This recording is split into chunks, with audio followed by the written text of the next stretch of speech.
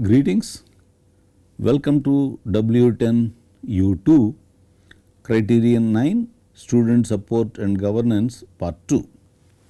In the previous unit, we understood the SCR requirements of subcriteria 9.1, 9.2 and 9.3 of Criterion 9 Student Support and Governance. In this unit, we will continue with Criterion 9 Student Support and Governance. We will now look at the subcriteria 9.4, 9.5 and 9.6. 9.4 is concerned with training and placement support. Allocation of marks is 10, same for both Tier 1 and Tier 2 institutes, and the guidelines is provide details of the training and placement supports. Calendar of scheduled trainings, career guidance and effectiveness of career guidance, industry interaction exclusively for pre-placement, internship, placement, counseling, all these issues. What are the specific interactions with industry that are planned and implemented by the training and placement support system? Then support for higher studies also, information regarding the quality universities abroad for pursuing higher studies, quality institutes in India for pursuing higher studies, competitive exams regarding such institutes, admissions to such institutes, resource materials for preparing for such institutes, the processes involved in seeking admission to such institutes both in India and abroad. All these details, they must be available, easily accessible, and the personnel there must be able to guide the students to relevant resources easily. So, this is part of training and placement support services that the institute must provide. So, the training and placement supports, calendar of scheduled trainings, all these things must be indicated. All institutes almost today, practically all institutes have a placement and training department or an equivalent department or a cell, whatever be the name. Effectively the job is to provide training and placement support. But what is important is that the institute must provide adequate financial resources for the center to run effectively and efficiently. So, provide adequate financial resources and human resources. The center must be adequately staffed. There must be enough number of people to provide the required support to the students. So, financial resources, human resources must be provided based on the expected load on the training and placement support facilities. Obviously, it depends upon the total number of students the institute has to support. So, provide adequate financial resources and human resources for effective and efficient functioning of this department. Plan, schedule, implement and record career guidance sessions. You must show that you have planned these activities and you have scheduled them properly, taking into account the academic calendar of the departments, because they will have their own internal tests and other things that they have to attend to. So, taking all that into account only, this cell must plan the activities. So, plan, schedule, then you must implement, have the records of implementation and record career guidance sessions, counseling sessions for higher studies. All these things must be carefully done. Adequate information must be easily available regarding career opportunities and opportunities for higher studies, both career opportunities as well as higher studies. Students may have interest in either of them or both of them. So, the cell must provide the necessary information which is easily accessible and comprehensive. Plan, schedule, implement and record pre-placement training, including training in group discussions, facing the interviews, etc. Again, these must be planned very carefully, because you cannot have such sessions in very large numbers at the same time. So, that does require considerable amount of planning. What should be the batch size, what should be the scheduling across different programs, all these need to be carefully planned. That is why we need to provide adequate financial resources as well as human resources to the training and placement cells. The department must have a written policy regarding placement process, because if the institute offers opportunity for students to face multiple companies even after getting an opportunity for a given company from a given company, what should be the policy? Is there a policy like a dream company for which they are allowed? Is it only one dream company or two dream companies? There are several issues like this which happen, and what should be the order in which the company should be invited for placement activities at the campus. There are several issues. So, the institute must have careful planning about all these activities. So, once again this shows the importance of adequate resources being provided to the training and placement cell. All the records must be maintained properly. The evaluation guidelines are: facilities of training and placement cell 2 marks, adequate staff, this is very important, the institute must provide adequate staff. So, the visiting committee usually will look at the total load on the training and placement cell, how many students are accessing this center for support for placement as well as for higher studies. Based on that, it will estimate the required staff size, and against that sense of the required staff size, how much staff is available. So, adequacy of the staff 2 marks, pre-placement training activities, there must be records available, so it can be examined. So, there are 3 marks, support for higher studies 3 marks. For all this, you must have adequate documentary evidence. Then 9.5 is startup and entrepreneurship activities. These days in particular, the entrepreneurship support and startup activity support has become extremely important, both because of the national policies as well as because of the way the industries are developing. It has become very necessary for the institutes to provide adequate support for startups and entrepreneurship activities. And in fact, their institutes do get considerable support from the statutory bodies, and government support is also quite extensive for helping the students with these activities. So, the institutes must make good use of these available resources to provide good startup and entrepreneurship activity support for the students. So, allocation of marks 5, same for both tier 1 and tier 2 institutes. The guidelines are: describe the initiatives, facilities created.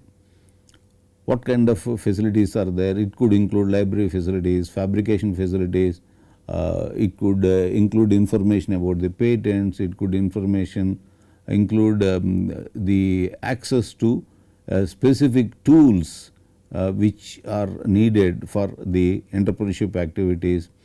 It could include some kind of infrastructural support, like access to a telephone number or a fax number. There can be several different varieties of supports that are provided.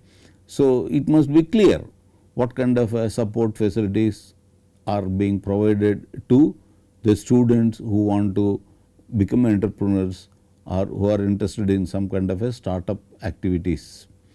So, describe the utilization of the created facilities and their effectiveness in encouraging the students.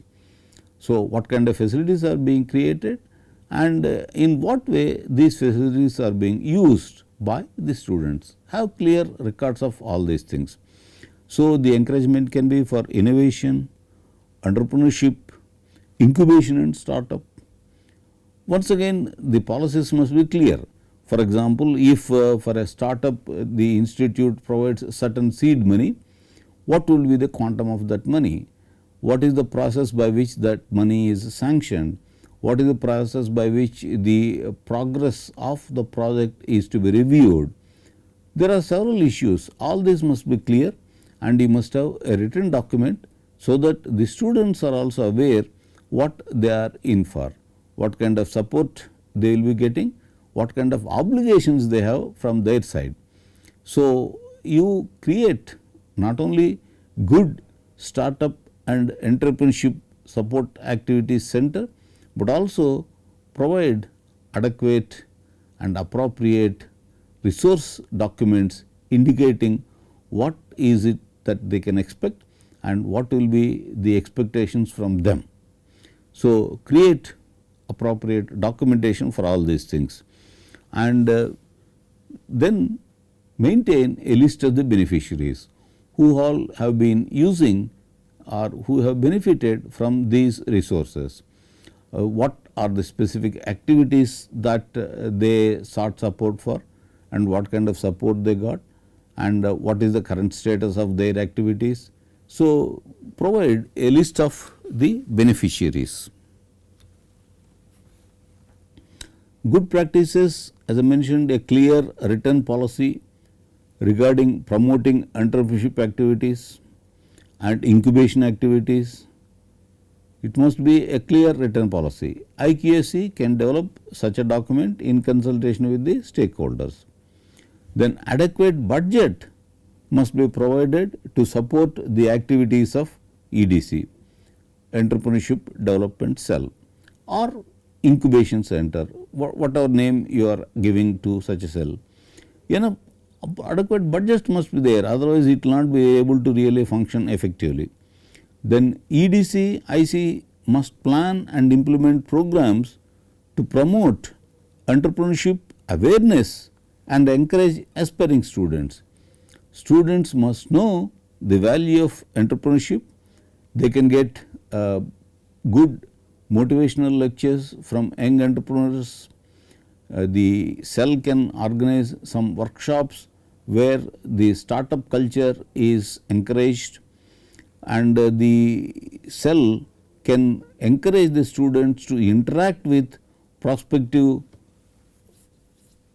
investors. There are several ways that the institute can promote the startup and entrepreneurship activities. So, EDC, IC must plan and implement programs to promote entrepreneurship awareness and encourage aspiring students.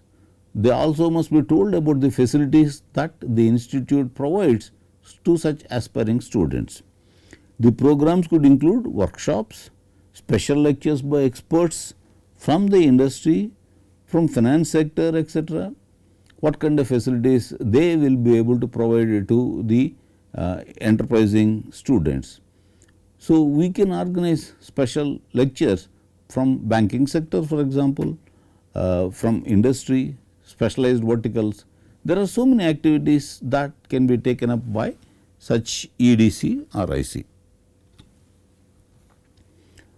Written procedures must be available describing the processes involved in providing assistance to the students who wish to become entrepreneurs. What kind of assistance is provided, if it is financial assistance, what kind of amounts are involved, if it is assistance with respect to the laboratory resources or tools support, what kind of assistance is available, and what kind of review mechanisms exist, all this must be clear. So, details to be provided by the aspiring student and the format in which she has to submit the proposal. If a student wants to become an entrepreneur, what kind of details she has to provide to the center, the project details, the finance required, the period for which the finance is required, all these information must be available so that the cell can review the application and take appropriate action. So, preliminary scrutiny and guidance in refining the proposal, event and what kind of support is required. So, the extent and type of assistance provided to the students, It could include financial assistance, laboratory assistance, expert assistance, putting them in touch with experts in that area. There are so many different ways. So, extent and type of assistance provided to the students, financial assistance, provision of laboratory facilities, technical advice, coordination with experts from industry, there are so many activities. Duration for which the assistance will be provided, obviously because of the limited resources that are available to the institute, there must be certain kind of constraints imposed on the duration for which the assistance is provided. Of course, after proper review it can be extended further, but it cannot be that without any checks and balances assistance is simply provided. So, there must be a proper review mechanism, what is it and what is the duration after which such a review will be taken up, all this must be clear. The whole idea is that the process must be clear. Both the center must know exactly what its obligations are and the students must know what kind of support they get and what kind of obligations they have. So, a written document indicating all this is extremely useful in this regard. Periodic review of the progress of the students and expectations from successful students. If a student becomes successful in becoming an entrepreneur, what kind of support or what kind of further help such an entrepreneur can bring back to the institute.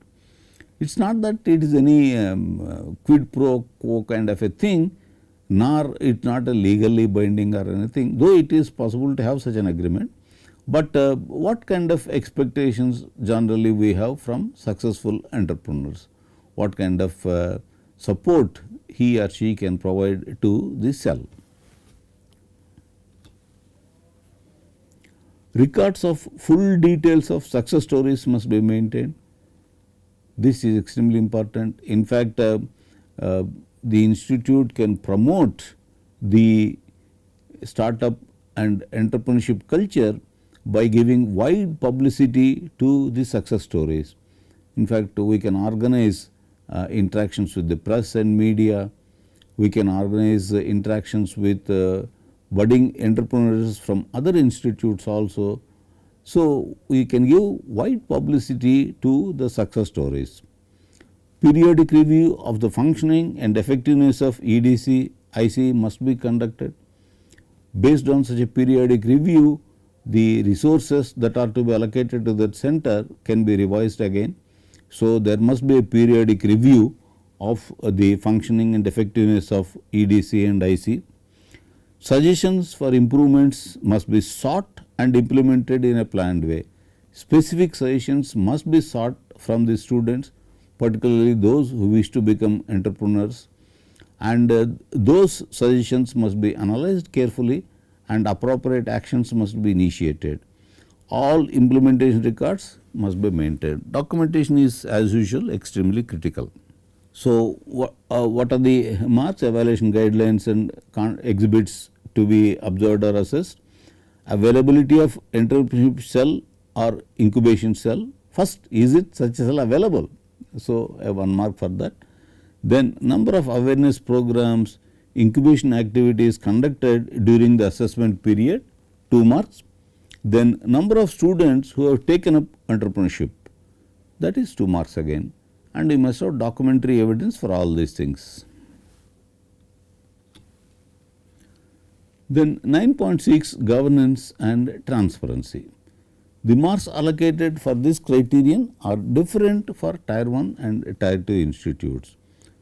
The details are as follows. Tier 1 institutes 25 marks are there, and there are 3 sub criteria under 9.6 itself.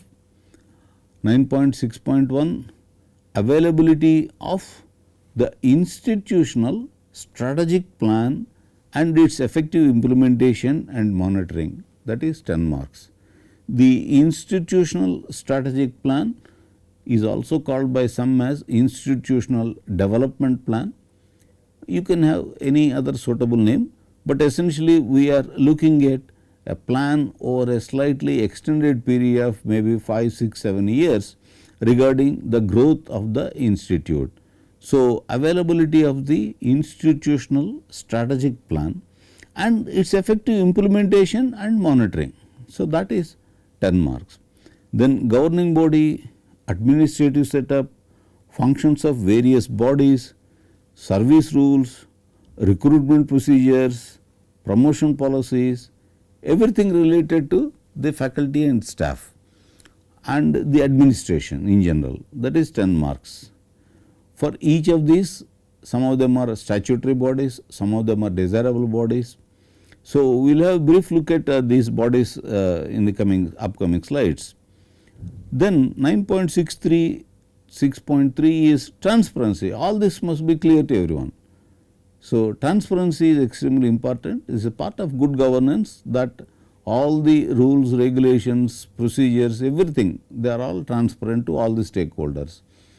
So, there is nothing hidden and there is nothing that is said as confidential, not available to you and all. Whatever information is there, it is there in the public domain, easily accessible to everyone, every stakeholder concerned. So, transparency is 9.6.3, that is 5 marks. Tier 2 institutes 15 marks. So, that is 9.6.1 is governing body, administrative setup, functions of various bodies, service rules, etc. If you see, that is same as 9.6.2 of Tier 1 institute. The 9.6.1, the institutional strategic plan and its effective implementation, that is there for Tier 1, but for Tier 2 it is not there. So, what happens is that the 9.6.2 of Tier 1 is essentially same as 9.6.1 of Tier 2.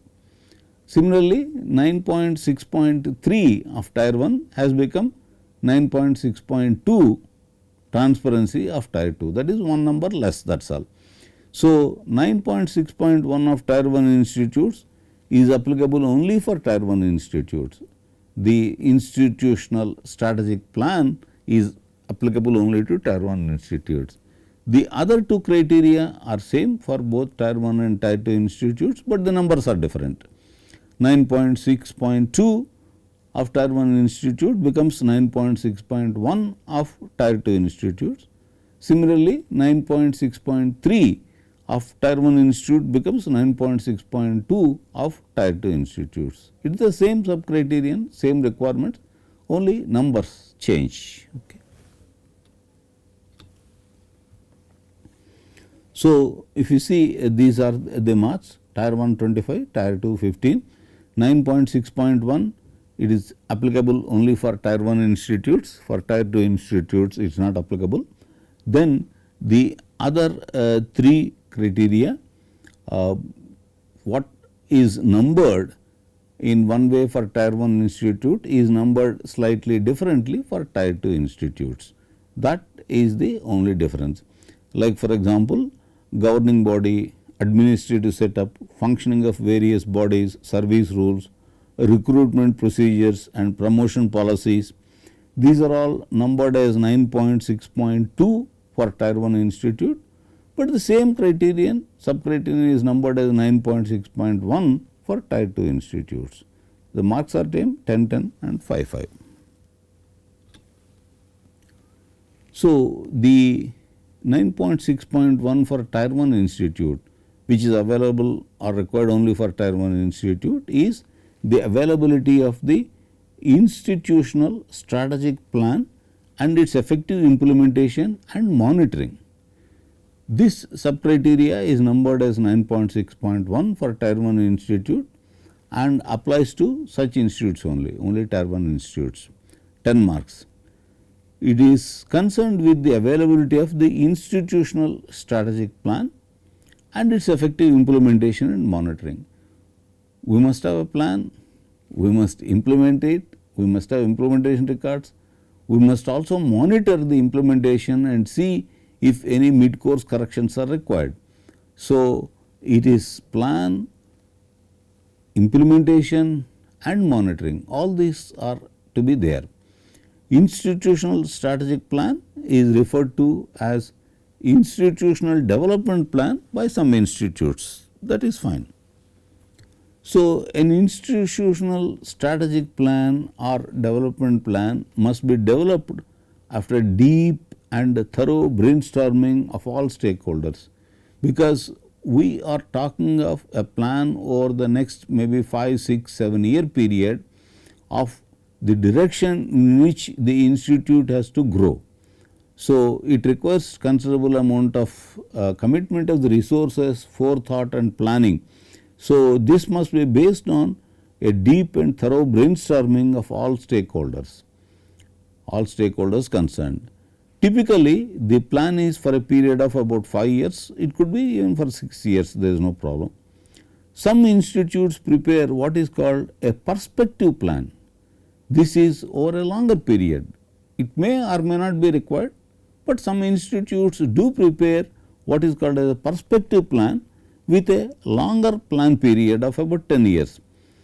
And that provides a perspective over a longer period, and within that perspective, the institutes will develop a strategic development plan. So, over a period of 10 years, a perspective plan, within the 10 years, maybe 2 or 3 overlapping strategic plans or development plans may be there, keeping the perspective in mind. It is also possible for the institute to develop only a strategic plan or only a development plan. It is up to the institute how it wants to do. It must be based on a very deep and thorough brainstorming, that is essential, and the records of all this must be available. Okay.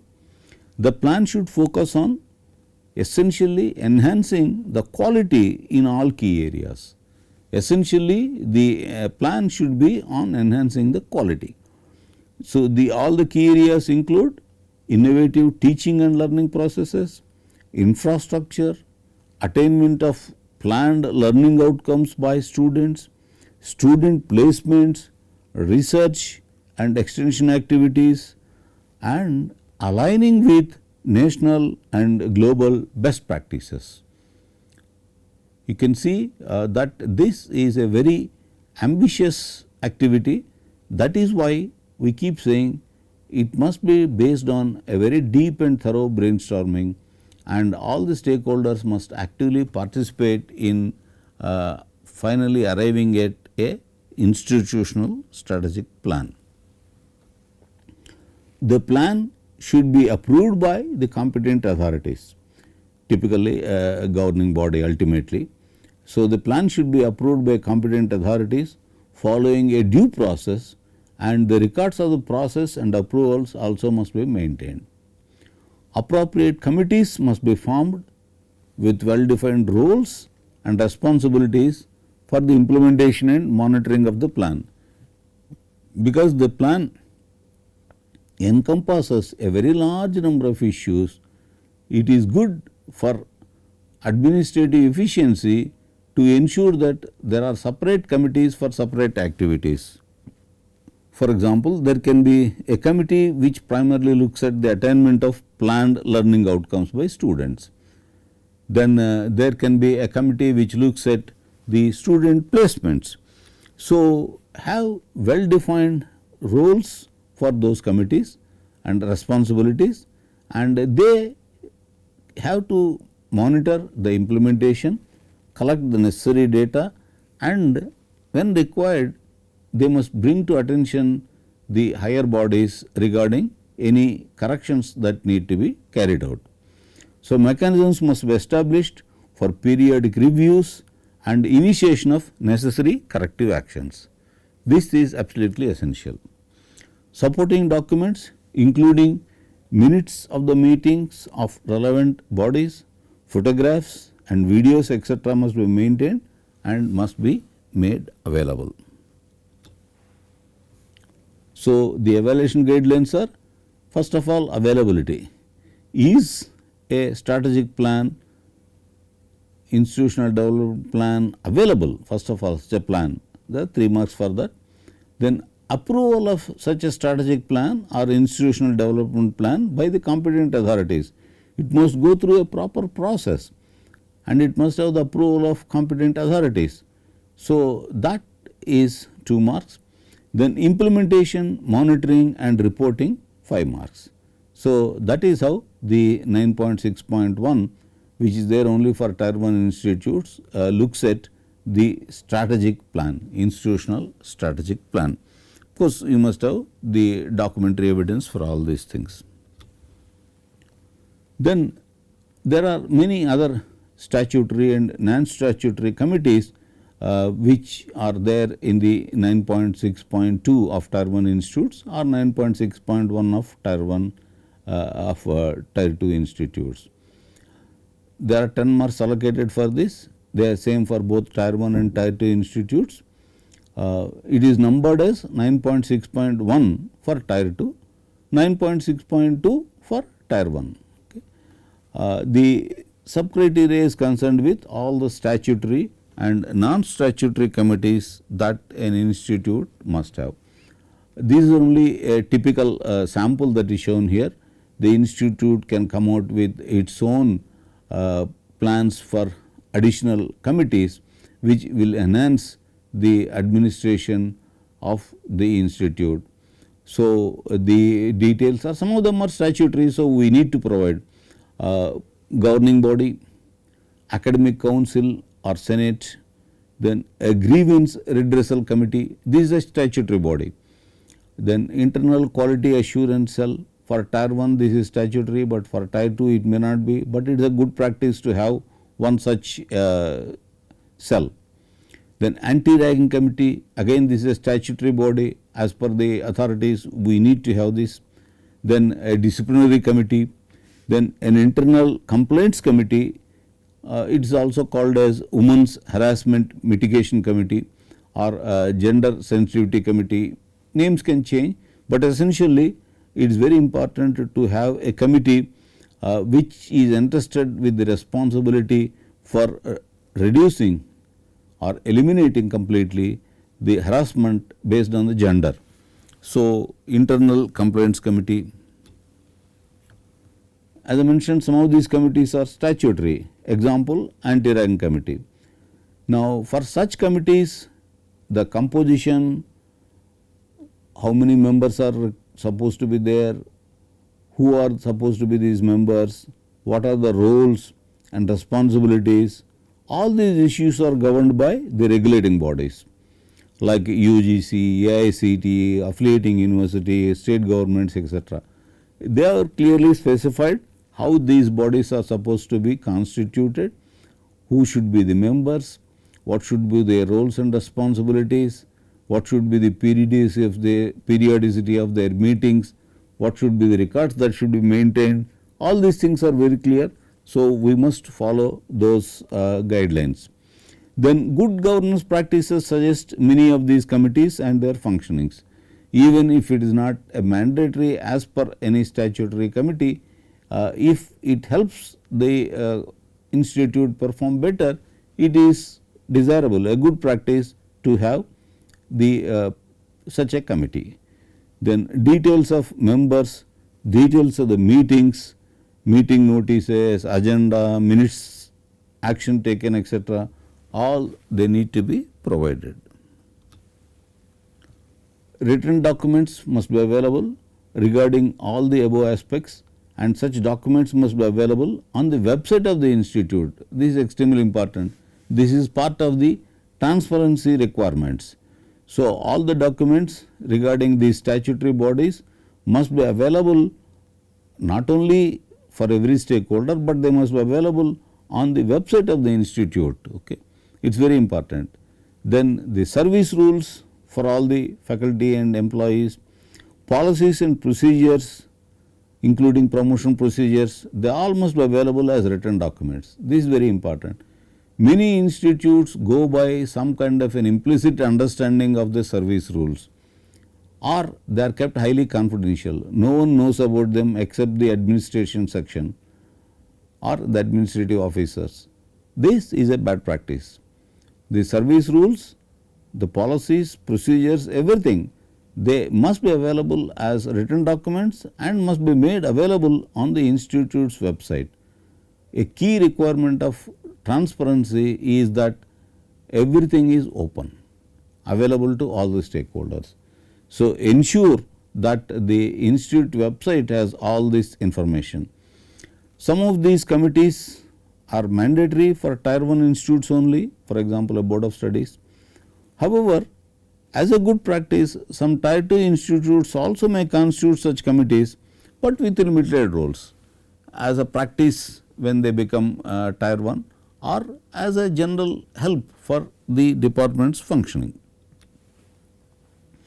So, the evaluation guidelines are composition of these bodies, various bodies, board of governors or governing body, whatever you want to call, senate and other administrative and academic bodies, their functions and responsibilities, frequency of the meetings, participation details of external members and attendance, 4 marks for that. Documentary evidence must be available. Then agenda, minutes of the meeting and action taken report, again 4 marks. Then the published service rules, these are separate sub numbering and there are separate marks for it. The published service rules, policies and procedures with year of approval by the competent authority, board and publication. They must be not only written documents available on the institute website, but they must have been approved by competent authority so that the operations become totally transparent. So, there are 2 marks for that. So, the last criterion, sub-criterion is transparency under this group. So, this is labeled as 9.6.3 for tier 1 institutes, 9.6.2 for tier 2 institutes. Allocation of marks 5, same for both tier 1 and tier 2 institutes, but under different labels. This sub-criterion is concerned with transparency in the governance. This we have been saying again and again, an extremely important feature of good governance. It mainly consists in making all the relevant information being made available, first being made available to all the concerned stakeholders and ensuring that they are aware of such availability, typically by making them available on the institute website. We cannot say that they are available in the office, if a request we will provide. These kind of things are all excuses, they are not accepted. The transparency requires that every information is available and the stakeholders are aware that it is available. So, information on policies, rules, processes, delegations of financial powers, faculty, students, everything, all these must be available, including even delegation of financial powers. What kind of delegations exist, what is the extent to which the head of the department can spend money on various aspects. So, dissemination of the above information to stakeholders also must be clear. All the stakeholders must be made clear what are the powers that they are enjoying, what are the statutory rights to information that they have, all this must be available. Availability of the above information on the institute's website to make it fully transparent. Agendas and minutes of the governing body, academic council and senate are also required to be uploaded on the institute's website. Additionally, state the extent of awareness among stakeholders. Not only they must be available on the website, but the stakeholders must know that they are available on the website. That means frequently have interactive sessions with the people, make them aware that the information is available. So, the evaluation is mandated disclosure as per the ASAT, AISHA or ONUS guidelines if it is on the on such a list. So, on the institute website you must provide that, there are 3 marks for that, and availability of the policies, rules or processes on the institute website, that is 2 marks. AISHA is, as everyone knows, All India Survey on Higher Education, and ONUS is One Nation, One Subscription policy. Okay. So, this information must be available and this is extremely important, this transparency. So, with that we looked at 3 more criteria of sub criteria of 9.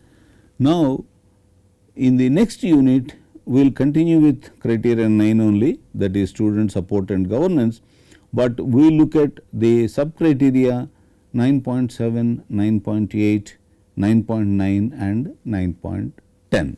Okay. Thank you. We will meet again in the next unit. Thank you. Thank you.